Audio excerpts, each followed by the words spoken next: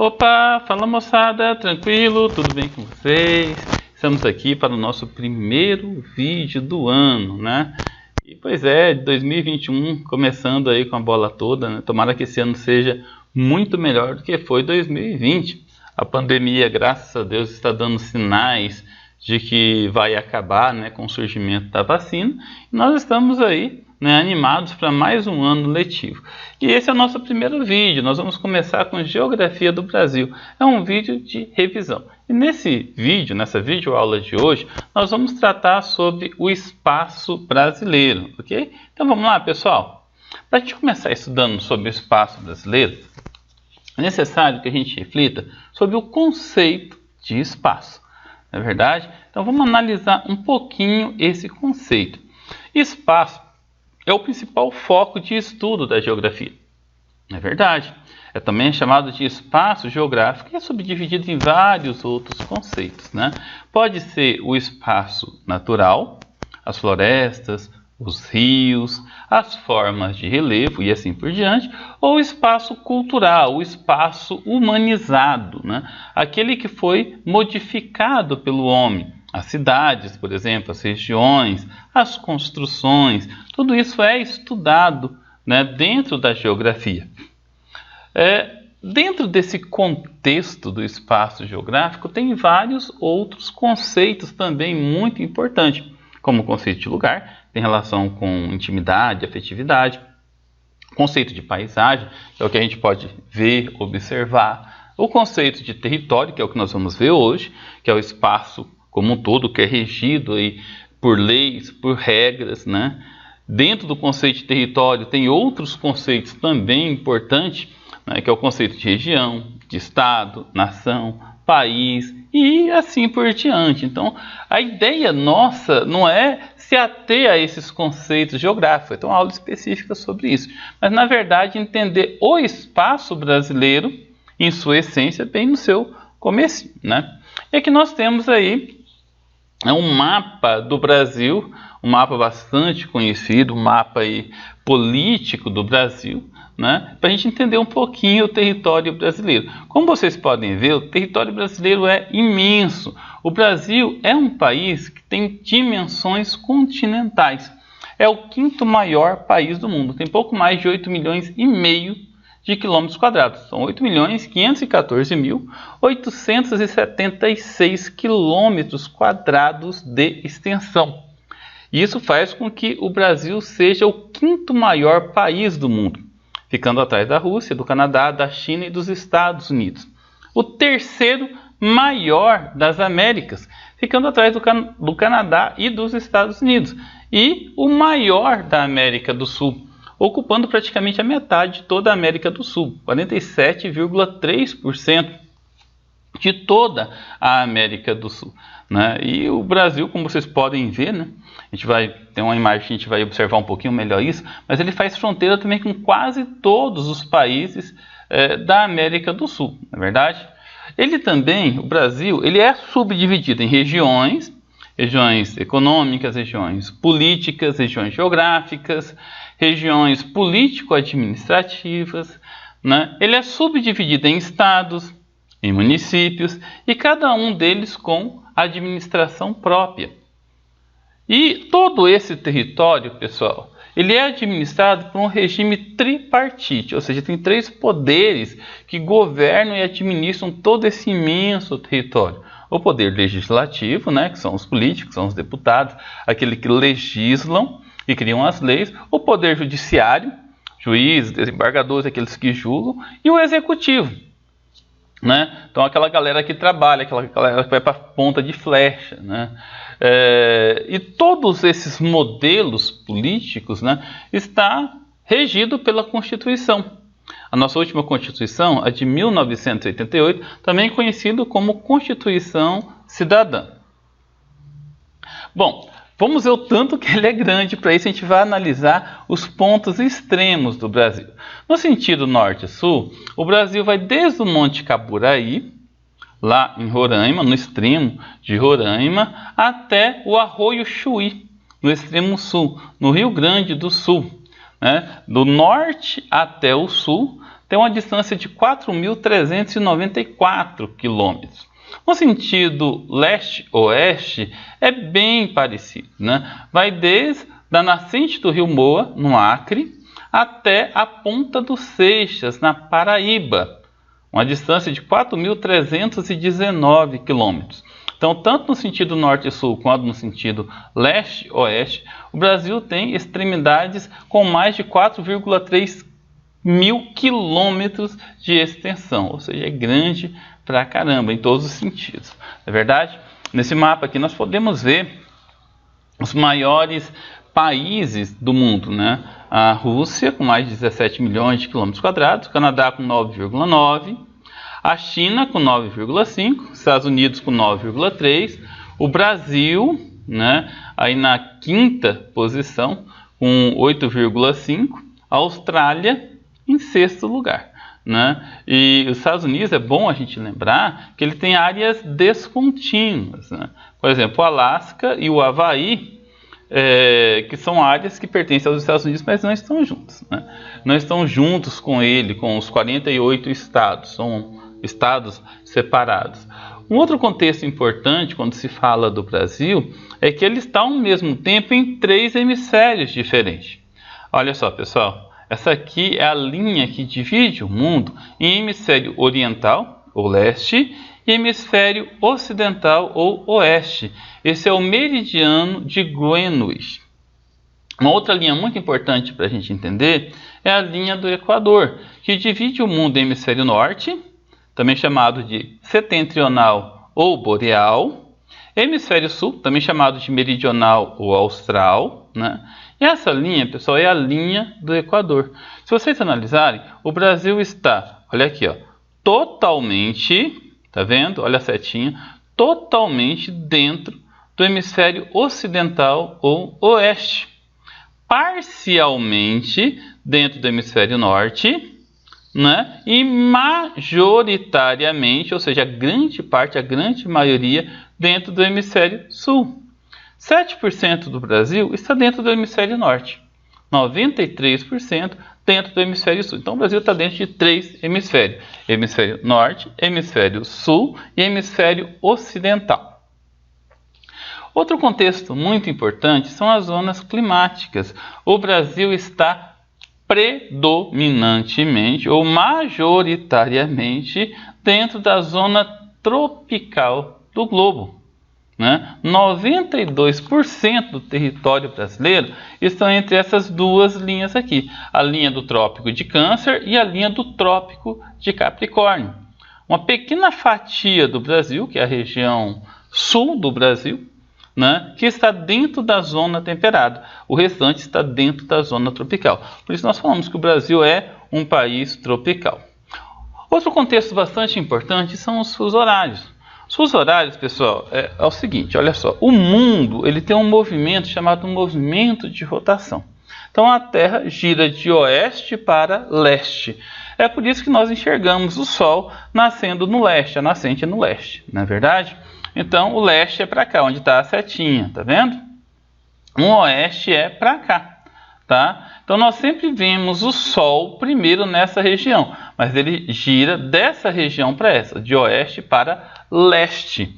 E tem uma linha internacional da data, que é o meridiano de Greenwich, que passa aqui no meio, ó, né? Greenwich, que é um grande observatório aeroespacial que fica em Londres, na Inglaterra, por isso esse nome, né? E define, olha só, para dar uma volta completa são 24 horas, né? Então o Sol ele vai iluminando de maneira diferenciada cada parte do globo.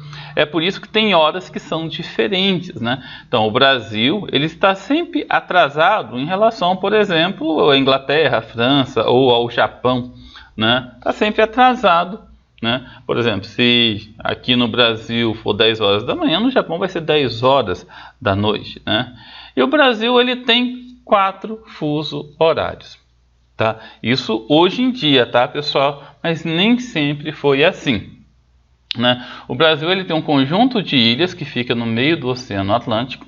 as ilhas de Fernando de Noronha, o atol das Rocas, as ilhas de São Pedro e São Paulo, as ilhas de Trindade, de Martim Vaz, né? E essas ilhas, elas ficam aí 2 horas atrasadas em relação a Greenwich, ou ao Observatório Internacional, né? Nós temos a hora oficial de Brasília, pega toda essa parte amarela aqui do mapa, né? São 3 horas atrasadas em relação a Greenwich. A hora oficial de Mato Grosso, pega toda essa região verde aqui, tá vendo? Olha só, 4 horas atrasado em relação a Greenwich. O horário do Acre e o extremo oeste do Amazonas, né? Mas vamos entender um pouquinho o contexto histórico.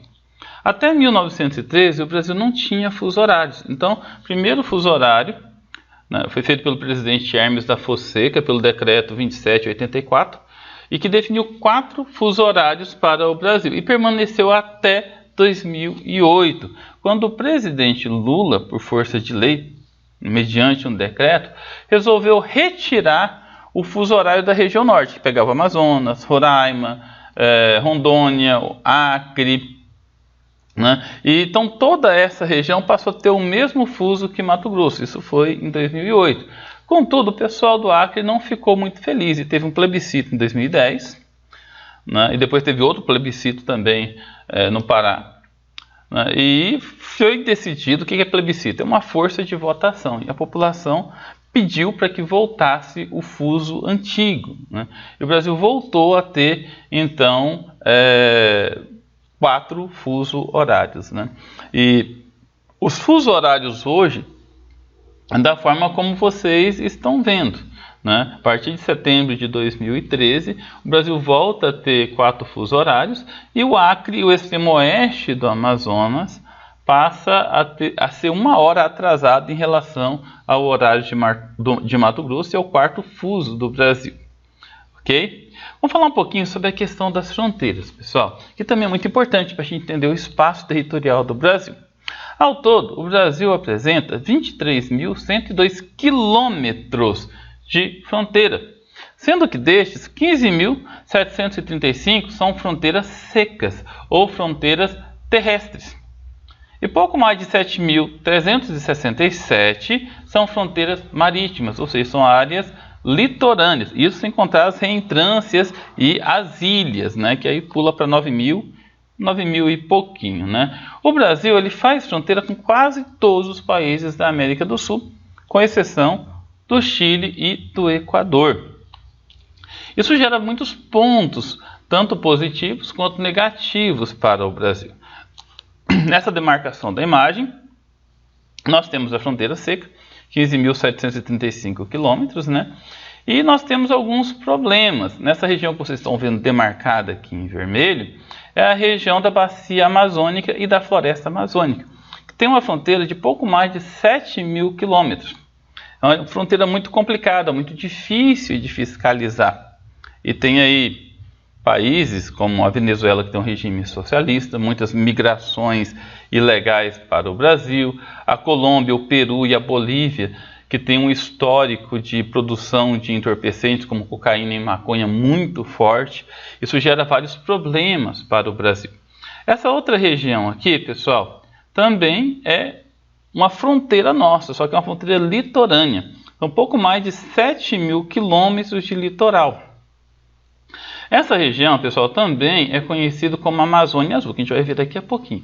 E tem alguns problemas a serem considerados, como, por exemplo, a questão ambiental. A preservação litorânea é muito importante. Recentemente, né, há pouco mais de um ano, teve um vazamento de petróleo na costa litorânea do Nordeste. A exploração econômica de pré-sal, por exemplo, ou do pós-sal, de petróleo, né, a pesca que pode ser predatória ou não, enfim, são todos problemas econômicos e geoeconômicos que afetam diretamente o Brasil. Por isso é tão importante a gente ter uma visão bastante crítica sobre essa questão das fronteiras, né? Pessoal, a Força Aérea Brasileira, a FAB, né, ela administra e cuida de mais de 20 milhões de quilômetros quadrados de áreas. Pô, mas o Brasil só tem 8,5 milhões. Pois é, mas tem uma das principais fontes de riqueza do Brasil, que é a Amazônia Azul. né? Como vocês estão vendo aqui, é aquela parte do Oceano Atlântico que o Brasil pode explorar, chamada zona contígua ou zona econômica exclusiva.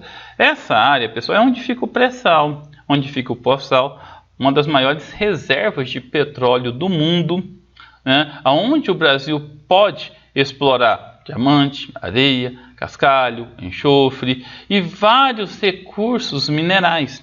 Existe um acordo internacional avaliado pela ONU e aceito por todos os países do mundo para que o Brasil possa explorar essa região. Por isso que é tão importante que o Brasil possa cuidar e bem, né, do nosso litoral. Só para a gente concluir então tudo que nós vimos até aqui, pessoal. O Brasil é um país enorme e absurdamente privilegiado. É muito importante, esse adjetivo ele não foi exagerado. O Brasil é absurdamente privilegiado. Ele possui muitas terras produtivas, terras férteis, entendeu? Não são as melhores do mundo, isso não é, mas que plantam e têm uma grande produtividade. Ele possui um relevo aplainado. O relevo do Brasil ele é de planalto em sua grande maioria, ou seja, não tem montanhas, né? Não tem desertos aqui. O nosso clima, gente, é tropical, ou seja, 6 meses de chuva, 6 meses de estiagem. Isso é muito bom para a nossa principal base econômica, que é a agricultura e a pecuária. Nós temos uma fonte abundante de água doce, grandes bacias hidrográficas. A maior bacia hidrográfica do mundo fica, em sua grande maioria, no território brasileiro, que é a bacia amazônica, a bacia Platina, a bacia do Araguaia, do Tocantins, do São Francisco, né? Nós temos praticamente todo o espaço brasileiro, ele tem condições de habitação, né? Nós não temos desertos aqui no Brasil, não temos áreas congeladas, montanhas muito grandes congeladas, né? Que não há condições de sobrevivência, entendeu? Nós temos talvez a maior biodiversidade do planeta, biomas lindíssimos, maravilhosos, uma riqueza absurda, né? E essa biodiversidade não está só nas florestas, só nos biomas, né? Nós temos uma riqueza natural que é imensurável, uma quantidade absurda, talvez está entre as maiores do mundo de recursos minerais, né? Minério de ferro, de bauxita, nióbio, e muitos recursos minerais, recursos energéticos, né? O Brasil ele tem uma quantidade de riqueza natural que é talvez a maior do mundo, disponível, entendeu? Entre uma grande quantidade de outros exemplos. Só para a gente fazer uma breve análise, né? Nessa imagem aqui, ó, a Rússia e o Canadá, parte deles ficam depois da linha do Ártico, ou seja, passa boa parte do ano congelado. Eles não podem acessar todos os recursos que eles têm porque fica congelado boa parte do ano. Os Estados Unidos, ó, tem o Alasca que fica congelado quase o ano todo, tem as montanhas rochosas, vários desertos. A China tem o deserto de Gobi, o deserto do Taklamakan, né? Tem a cordilheira do Himalaia, que boa parte dela fica dentro da China. A Austrália, quase 60% da Austrália é de desertos, pessoal. Olha só, isso eu peguei os países que têm dimensões territoriais similares à do Brasil, entendeu? E o Brasil não tem nada disso, ou seja, nós temos uma quantidade de recursos e uma biodiversidade muito grande e poderíamos aproveitar melhor todo esse nosso espaço.